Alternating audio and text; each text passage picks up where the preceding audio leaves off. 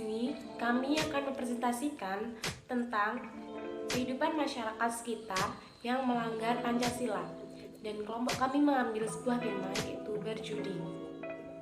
Berjudi memiliki beberapa definisi dari para ahli, dan kelompok kami mengambil 3. Yang pertama dari Ensiklopedia Indonesia, yang kedua dari DRA Kartini Kartono, dan yang ketiga dari Kitab Undang-Undang Hukum Pasal 303 Ayat 3. Definisi berjudi yang pertama dari Ensiklopedia Indonesia, berjudi diartikan sebagai suatu kegiatan pertaruhan untuk memperoleh keuntungan dari hasil suatu pertandingan, permainan, atau kejadian yang hasilnya tidak dapat diduga sebelumnya. Dan yang kedua, dari DRA Kartini Kartono, berjudi adalah pertaruhan dengan sengaja, yaitu mempertaruhkan satu nilai atau sesuatu yang dianggap bernilai dengan menyadari adanya resiko dan harapan-harapan tertentu pada peristiwa-peristiwa permainan, pertandingan, perlombaan, dan kejadian-kejadian yang tidak atau belum pasti hasilnya. Dan dari Kitab Undang-Undang Hukum Pidana Pasal 303 Ayat 3, berjudi adalah tiap-tiap permainan yang mendasar pengharapan agar menang, pada umumnya bergantung kepada untung-untungan saja. Dan juga kalau pengharapan itu jadi bertambah besar karena kepintaran dan kebiasaan permainan. Jadi dapat disimpulkan, berjudi adalah permainan yang hanya untung-untungan saja, di mana taruhannya secara umum adalah uang yang hanya akan dimenangkan oleh orang yang cakap dan terampil dalam hal berjudi, sehingga merugikan pemain yang tidak berbakat atau tidak pandai. Jenis-jenis perjudian dibagi menjadi 3. Yang pertama, perjudian di kasino. Yang kedua, perjudian di tempat keramaian. Yang ketiga, perjudian yang dikaitkan dengan kebiasaan. Jenis perjudian yang pertama, perjudian di kasino. Terdiri dari roulette, blackjack, baccarat, craps, keno, tombola, super pingpong, lotto fire, satan, IQ, lot machine atau jackpot, GCK, Six Well, Shark Look, Pachinko, Poker, 21, Huawei, serta Yang kedua, perjudian di tempat keramaian. Terdiri dari lempar pasir atau bulu ayam pada sasaran atau papan yang berputar atau paseran, lempar gelang, lempar uang atau koin, sim, pancingan, penembak sasaran yang tidak berputar, lempar bola, adu ayam, adu sapi, adu kerbau, adu domba atau kambing, pacu kuda, karapan sapi, pacu anjing, kailai, mayong atau macak, dan ere-ere. 3. Perjudian yang dikaitkan dengan kebiasaan. Terdiri dari adu ayam, adu sapi, adu kerbau, pacu kuda, karapan sapi, adu domba atau kambing. Biasanya, kegiatan ini dilakukan dengan landasan tradisi. Dari pengertian di atas, maka ada 3 unsur agar suatu perbuatan dapat dinyatakan sebagai judi, yaitu unsurnya yang pertama, permainan atau perlombaan. Perbuatan yang dilakukan biasanya berbentuk permainan atau perlombaan, jadi dilakukan semata-mata untuk bersenang-senang atau kesibukan untuk mengisi waktu senggang guna menghibur hati.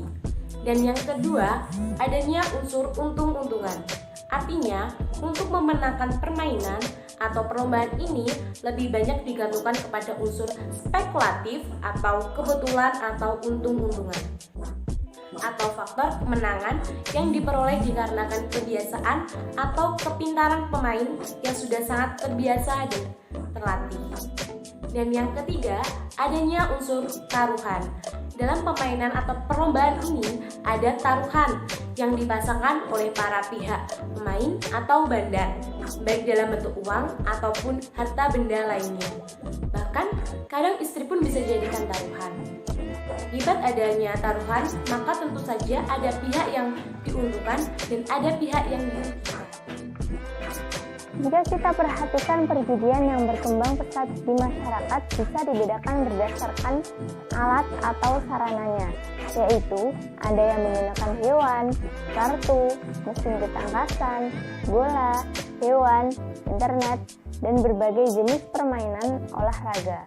Pada umumnya, masyarakat Indonesia berjudi dengan menggunakan kartu remi, domino, roulette, dan dadu.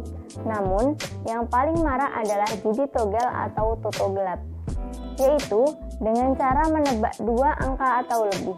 Bila tebakannya tepat, maka si pembeli mendapatkan hadiah beberapa ratus atau ribu kali lipat dari jumlah uang yang dipertaruhkan. Judi ini mirip dengan judi buntut yang berkembang pesat pada tahun 80-an sebagai eksis dari SDSB atau Purka. Perjudian dari segi nilai-nilai Pancasila. Yang pertama, sila ketuhanan Yang Maha Esa. Permainan judi merupakan contoh perilaku yang melanggar aturan agama karena di setiap agama di Indonesia melarang melakukan kegiatan judi. Jadi sangat jelas bahwa permainan judi melanggar sila pertama. Dan yang kedua, sila kemanusiaan yang adil dan beradab. Dalam sila kemanusiaan terkandung nilai-nilai bahwa negara harus menjunjung tinggi harkat martabat manusia sebagai makhluk yang beradab. Manusia yang adil dan beradab mengandung nilai suatu kesadaran sikap moral dan tingkah laku manusia yang didasarkan pada potensi nurani manusia dalam hubungan norma-norma dan kebudayaan pada umumnya, baik terhadap diri sendiri, terhadap orang lain maupun lingkungannya. Cara melepaskan diri dari kecanduan berjudi. Pertama, berniat dalam hati bahwa kita benar-benar ingin lepas dari kecanduan berjudi. Yang kedua, mengakui bahwa berjudi adalah perbuatan yang salah. 3. Introspeksi bagaimana merubah hidup secara total setelah perjudian. 4. Terus terang kepada orang yang terpercaya. 5. Blokir akses menuju perjudian. Dengan hal ini, maka kita tidak memiliki akses kembali pada perjudian. 6. Mencari kesibukan yang lebih sehat, seperti berolahraga dan mendekatkan diri kepada Allah Subhanahu wa Ta'ala. 7. Mendapatkan bantuan orang profesional. 8. Berobat. Pada poin ke-7 dan ke-8 biasanya dilakukan oleh orang-orang yang kecanduan akut atau parah. Baik, cukup sekian presentasi dari kami. Apabila ada kurang dan lebihnya, kami mohon maaf dan terima kasih.